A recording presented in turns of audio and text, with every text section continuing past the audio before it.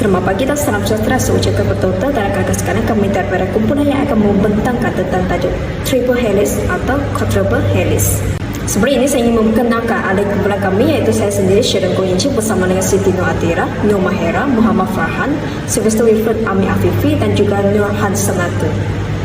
Kajian inovasi dipenuhi dengan konsep baru yang cuba menangkap ciri baharu masyarakat kontemporari. Antara rangka kerja, konsep yang paling popular digunakan dalam kajian inovasi, model inovasi iaitu Triple Helix dan Quadruple Helix. Dua konsep yang kelihatan berlainan yang telah digunakan secara meluas dalam penyiasatan empirikal dalam kajian inovasi. Jadi, marilah kita tengok apakah itu Triple Helix dan juga Quadruple Helix. Saya akan menyambung pembentangan ini berkaitan dengan model Triple Helix.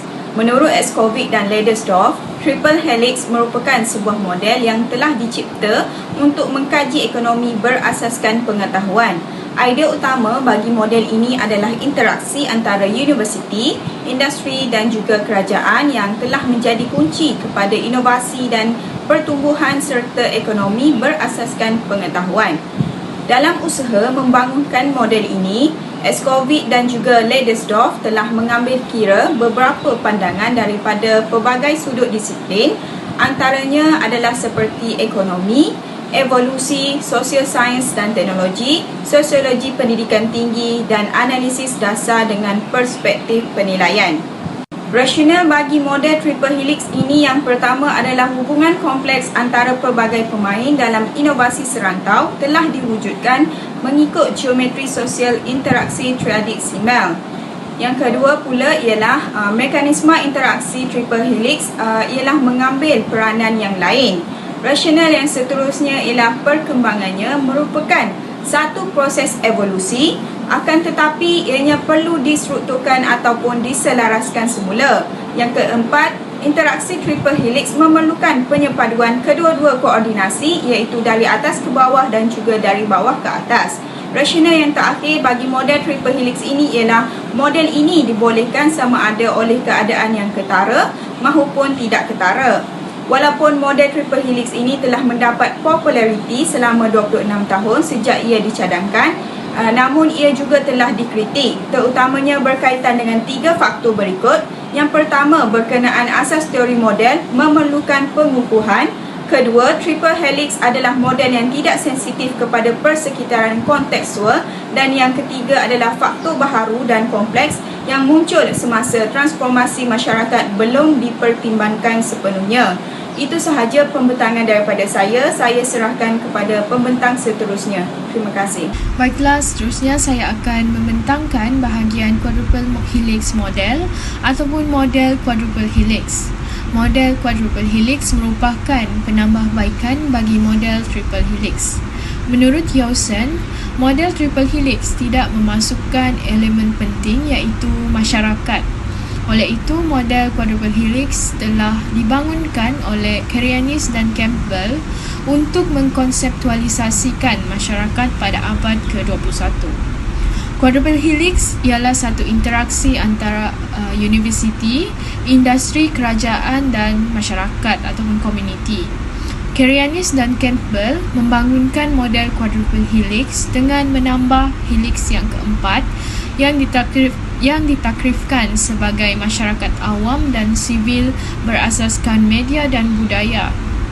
Kerianis dan Campbell pada awalnya membentangkan model Quadruple Helix dalam buku mereka yang bertajuk Knowledge Creation, Diffusion and Use in Innovation Networks and Knowledge Cluster, dan kemudian mereka menyatukannya dalam artikel yang bertajuk Mod 3 dan Quadruple Helix toward a 21st Century Fractal Innovation Ecosystem. Model Quadruple Helix ini menggambarkan bahawa dalam masyarakat dan ekonomi berpengetahuan moden, selain daripada akademik, industri dan kerajaan, pengetahuan menyebar ke semua bidang masyarakat dan ekosistem. Terdapat 3 aspek yang membentuk asas model Quadruple Helix, iaitu yang pertama, demokrasi atau demokrasi pengetahuan adalah dimensi penting dalam memahami konteks di mana pemain inovasi berinteraksi antara satu sama lain untuk penghasilan pengetahuan dan inovasi pengeluaran dan pengetahuan mod 3, yang mana Karianis dan Campbell mendefinisikan pengeluaran dan pengetahuan mod 3 sebagai perhubungan atau hub ekosistem inovasi abad ke-21 yang baru muncul, tempat manusia, budaya dan teknologi bertemu dan berinteraksi untuk memangkin kreativiti, mencetus ciptaan dan mempercepatkan inovasi merentas disiplin sains dan teknologi, sektor awam serta swasta.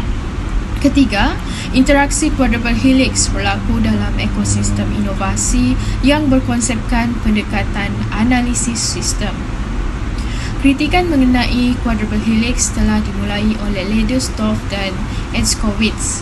Mereka berpendapat bahawa perkonsepan awam sebagai hanya helix keempat menyempitkan orang ramai ke dalam sfera peribadi yang lain dan bukannya melihat masyarakat sivil sebagai asas perusahaan inovasi.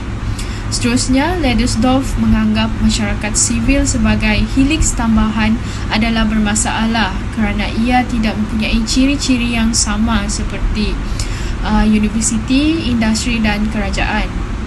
Ledersdorf juga membayangkan bahawa berbanding dengan pengukuran teguh interaksi triple helix untuk menguji kesahihan model quadruple helix adalah lemah dalam asas metodologinya untuk pengukuran kuantitatif. Terima kasih kepada saudari pembentang. Seterusnya saya akan jelaskan tentang kanta perbandingan antara ciri-ciri masyarakat kontemporari berkaitan dengan inovasi. Kedua-dua model iaitu triple helix dan quadruple helix berurusan dengan mekanisme inovasi di peringkat masyarakat. Oleh itu, apabila memutuskan model yang mana akan digunakan dalam penyelidikan empirikal, seseorang mesti mengetahui tentang sifat masyarakat kontemporari. Terdapat beberapa konsep yang digunakan seperti masyarakat berasaskan pengetahuan 2.0, globalisasi 3.0 dan ekosistem inovasi yang menggambarkan perubahan asas dalam masyarakat yang telah berlaku sejak permulaan abad ke-21. Daripada ketiga-tiganya, ekosistem inovasi adalah konsep yang lebih inklusif, menonjolkan aspek ekologi dan mampan, iaitu merangkumi kriteria ekologi, ekonomi dan sosial. Setelah membuat penelitian tentang ekosistem inovasi, masyarakat berasaskan pengetahuan 2.0 dan globalisasi 3.0, kami mengenal pasti tiga aspek utama masyarakat kontemporari, iaitu yang pertama ialah sifat pengetahuan dan cara penghasilan pengetahuan. Yang kedua ialah pemain inovasi utama dan hubungan mereka, dan yang ketiga ialah konteks sosial inovasi mampan. Ketiga-tiga aspek ini dianggap penting dalam kajian inovasi. Aspek masyarakat kontemporari yang pertama mengenai inovasi ialah sifat pengetahuan dan cara penghasilan pengetahuan. Mengenai sifat ilmu, telah dihujahkan bahawa dalam masyarakat berpengetahuan 2.0, pengetahuan tidak hanya dikategorikan sebagai tajid atau kodif seperti dalam masyarakat berasaskan pengetahuan 1.0. Sebaliknya, ia bergantung kepada konteks. Seterusnya, model penghasilan pengetahuan juga menjangkau daripada MOOC 1 dan MOOC 2 kepada MOOC 3, di mana pembelajaran dan penghasilan pengetahuan berlaku dalam konteks interaksi sosial dan bukannya dalam teks konflik organisasi. Ciri-ciri baharu interaksi sosial untuk inovasi dicirikan oleh pendemokrasian inovasi serta rangkaian inovasi hybrid dan kluster pengetahuan. Seterusnya, aspek masyarakat kontemporari yang kedua mengenai inovasi ialah pemain inovasi utama dan hubungan mereka. Berbanding dengan proses inovasi dalam sistem inovasi, dalam ekosistem inovasi terdapat pelbagai faktor teras, contohnya teknikal, sosial, alam sekitar, dan ia semakin saling bergantung antara satu sama lain. Menurut Chai, pada tahun 2019, beliau telah berhujah bahawa beberapa hubungan tersembunyi atau tidak jelas antara pemain merentas sektor atau negara dalam sistem ekoinovasi adalah penting untuk membina kepercayaan dan inovasi bersama. Aspek masyarakat kontemporari yang terakhir mengenai inovasi ialah konteks sosial inovasi mampan. Dalam kajian tentang ketegangan yang berkaitan dengan pembangunan mampan, Hans pada tahun 2015 telah membezakan antara dimensi temporal dan spatial yang dianggap berguna untuk menganalisis konteks sosial inovasi mampan. Dimensi temporal digariskan oleh konsep equity antara generasi, iaitu yang memerlukan pertimbangan kepentingan generasi yang akan datang. Dimensi spatial pula menggariskan konsep equity intragenerasi yang merujuk kepada peluang pembangunan yang saksama antara wilayah maju dan kurang maju serta dalam kedua-duanya. Dari perspektif spatial, inovasi yang mampan mestilah inklusif, iaitu yang membolehkan proses penyebaran teknologi yang mana teknologi yang telah dibangunkan tersedia secara meluas kepada semua pengguna termasuk pengguna miskin di negara yang membangun, walaupun kebanyakan teknologi yang ada pada hari ini dicipta oleh negara maju. Seterusnya saya akan serahkan kepada pembentang yang seterusnya. Baiklah, terima kasih kepada rakan pembentang. Seterusnya saya Sylvester akan membahaskan tentang kekuatan dan kelemahan model triple helix dalam meningkatkan pemahaman ekosistem inovasi. Bagi aspek yang pertama iaitu sifat pengetahuan dan cara penghasilan pengetahuan, kekuatannya ialah andaian teori asas model ini berkaitan dengan penciptaan pengetahuan dan inovasi dalam konteks interaksi sosial. Bagi kelemahannya pula ialah munculnya fenomena seperti pendemokrasian inovasi dan tidak jelas dalam penghuraian teori model triple helix ini. Bagi aspek yang kedua iaitu pemain inovasi utama, kekuatannya ialah mekanisme teras model ini mementingkan hubungan antara sektor inovasi yang menjadikan model ini lebih beroperasi. Kelemahannya pula ialah model ini tidak menjelaskan bagaimana pelakon sekunder boleh dimasukkan dalam analisis triple helix. Seterusnya, aspek yang ketiga iaitu konteks sosial inovasi yang mampat, perspektif temporal. Kekuatannya ialah pelibatan sivik sebagai asas inovasi yang bertanggungjawab secara sosial dianggap latar pelancaran triple helix. Kelemahannya pula ialah pelibatan sivik walaupun dianggap sebagai asas kepada model ini tidak secara eksplisit berteori dalam rangka kerja analisis. Bagi aspek yang terakhir pula iaitu konteks sosial inovasi mampan, perspektif spatial. Kekuatannya ialah model ini dapat menjelaskan isu yang timbul dalam konteks global inovasi serta interaksi triple helix pada peringkat individu. Bagi kelemahannya pula ialah dimensi global dalam tumpuan individu tidak dihuraikan dengan baik dalam teori semasa model triple helix. Jadi secara kesimpulannya, kelebihan model triple helix ini ialah asas teorinya yang lebih kukuh mengenai interaksi universiti, industri dan kerajaan. Manakala kelemahannya pula ialah ciri-ciri baharu masyarakat berkenaan inovasi tidak ditanggani secara eksplisit dalam penghuraian teori model tersebut. Itu sahaja daripada saya. Sekian, terima kasih. Terima kasih kepada rakan pembentang. Assalamualaikum dan salam sejahtera saya ucapkan kepada doktor dan juga rakan-rakan sekalian. Baiklah, seterusnya saya akan menerangkan berkenaan kekuatan dan kelemahan muka triple helix. Yang pertama ialah sifat pengetahuan dan cara penghasilan pengetahuan.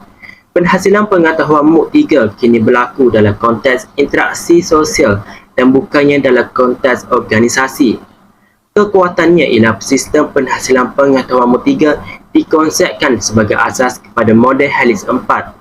Manakala kelemahannya merupakan model ini tidak mempunyai akaun teori tentang mekanisme yang mendasari pengetahuan MOOC 3. Selain itu, yang kedua, pemain inovasi utama. Pemain utama dalam proses inovasi adalah kepelbagaian dan peningkatan kebergantungan dengan pautan yang tidak jelas. Kekuatannya ialah model triple helix cukup fleksibel untuk memasukkan faktor dan aktor baharu dalam analisis fokus melalui binaan pendalih helix. Keempat, manakala kelemahannya merupakan berbanding dengan model triple helix ialah lebih kompleks untuk menggunakan model helix 4 kepada analisis empirikal kerana lebih banyak elemen perlu dipertimbangkan. Terutama sejak model triple helix didayakan oleh rejim demokrasi. Cabaran juga muncul apabila menggunakan model untuk membandingkan proses inovasi antara demokrasi dan negara authoritarian. Seterusnya, yang ketiga ialah konteks sosial inovasi mampan, perspektif temporal, iaitu tanggungjawab sosial telah menjadi kebiasaan dalam aktiviti inovasi. Kekuatannya ialah inovasi bertanggungjawab secara sosial ditangani melalui helix tambahan keempat, masyarakat awan atau masyarakat sivil dan konsep inovasi pendemokrasian. Kelemahannya pula merupakan memandangkan masyarakat sivil tidak berkongsi cirinya sama seperti akademik, industri dan kerajaan. Ia dianggap sebagai helix terlari dengan tiga yang lain dan boleh menjadi masalah. Akhir sekali, keempat ialah konteks sosial inovasi mampan perspektif spatial, iaitu asas global telah beralih daripada negara dan syarikat kepada individu dan kumpulan. Kekuatannya ialah quadruple helix berkonsepkan dalam konteks ekosistem inovasi yang merangkumi dimensi global serta trend baharu dalam globalisasi. Manakala kelemahannya pula merupakan isu-isu dihuraikan pada konsep yang tidak cukup untuk membimbing analisis empirikal. Baiklah, itu sahaja daripada saya. Sekian, terima kasih. Seterusnya saya menyerahkan pembentangan ini kepada rakan pembentang yang seterusnya.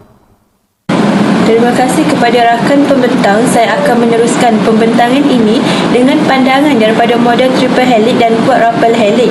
Kedua-dua model helix mempunyai penekanan dan kekuatan yang bertentangan. Dalam erti kata yang lain, mereka boleh menjadi pelengkap antara satu sama lain.